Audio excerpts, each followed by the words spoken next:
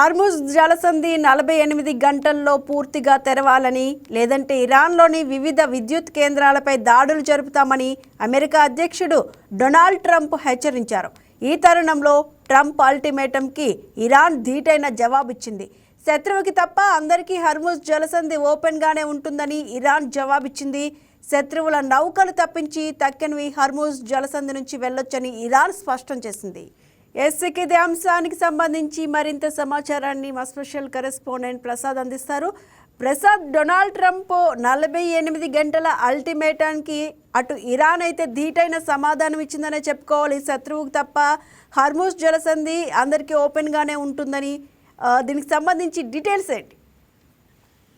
Sushma, Hormuz జలసంధిని తెరవాలంటూ America అధ్యక్షుడు Donald Trump తాజాగా ఇరాన్కు 48 గంటల గడువు విధించారు. లేదంటే ఇరాన్ దేశంలో ఉన్న ఏవైతే పవర్ ప్లాంట్స్ ఉంటాయో వాటన్నింటినీ కూడా నాశనం చేస్తామని కూడా ఆయన ఆ ప్రకటనలో వెల్లడించిన పరిస్థితి. అయితే ఈ జల మార్గాన్ని ఎటువంటి బెదిరింపులు లేకుండా సంపూర్ణంగా తెరిచేందుకు సరిగ్గా ఎప్పటి నుంచి 48 అవర్స్ టైం ఇస్తున్నా అంటూ కూడా డొనాల్డ్ ట్రంప్ తన social media platform truth social మీడియాలో పోస్ట్ చేశారు. అయితే ఈ మేరకు ఇరాన్ కూడా ట్రంప్ గట్టి సమాధానం ఇచ్చింది. ఇరాన్ కు ట్రంప్ ఇచ్చిన గడువు ప్రకారం మార్చి 24 ఉదయం 3:14 ఈ గడువు ముగుస్తుంది. అంటే భారత కాలమానం ప్రకారంగా చూసుకున్నట్లయితే మార్చి 24వ తేదీ మార్నింగ్ 5:14 అని చెప్తున్నారు.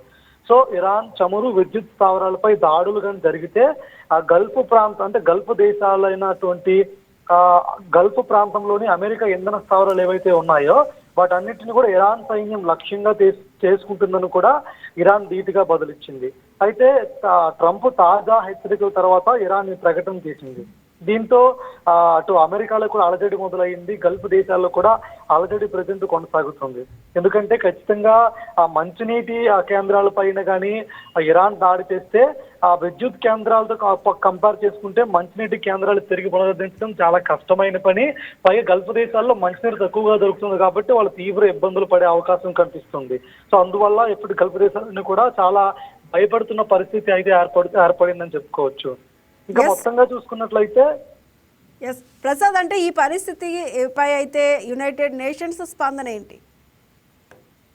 దీనికి సంబంధించి ఎలాంటి స్పందన లేదు. ఎందుకంటే మిత్ర దేశాలు ప్రజెంట్ గల్ఫ్ దేశాలైన మిత్ర దేశాలన్నీ కూడా అమెరికాకు చాలా దేశాలు మిత్ర దేశాలుగా ఉన్నాయి. సో ఆ యుద్ధ నేపథ్యంలో మంచినీటి కేంద్రాలపైన ఇరాన్ దాడి చేస్తుందన్న హెచ్చరికల నేపథ్యంలో గల్ఫ్ దేశాలన్నీ కూడా ప్రజెంట్ భయపడుతున్న పరిస్థితి.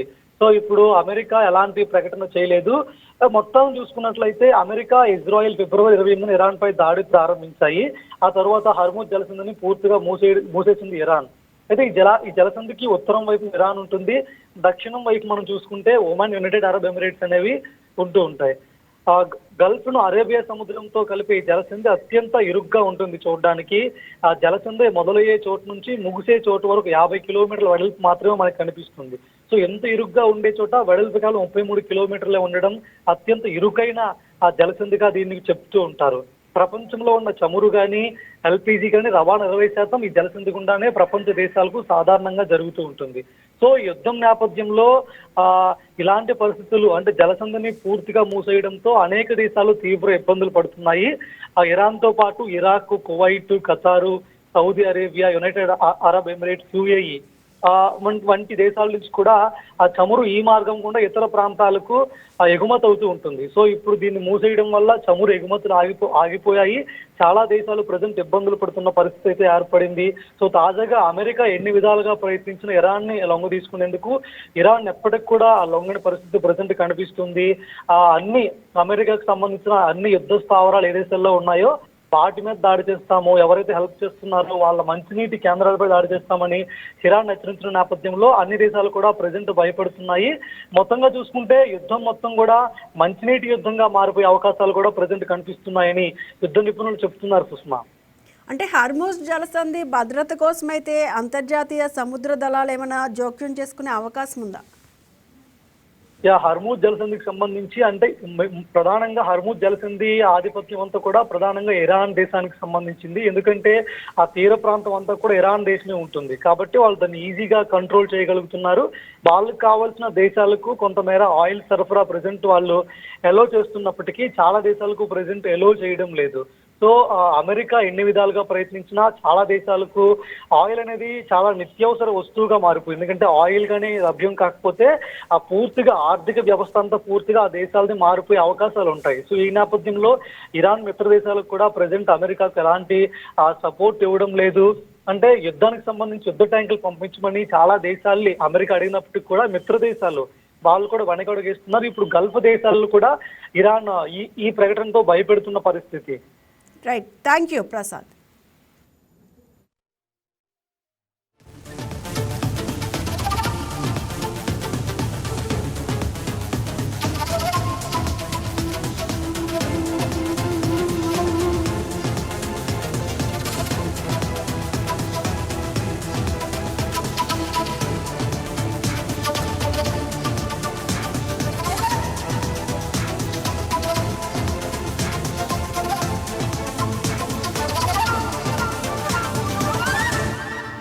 Please subscribe to YK TV Network. Please subscribe to YK TV. Please watch YK News. Don't forget to subscribe YK News channel.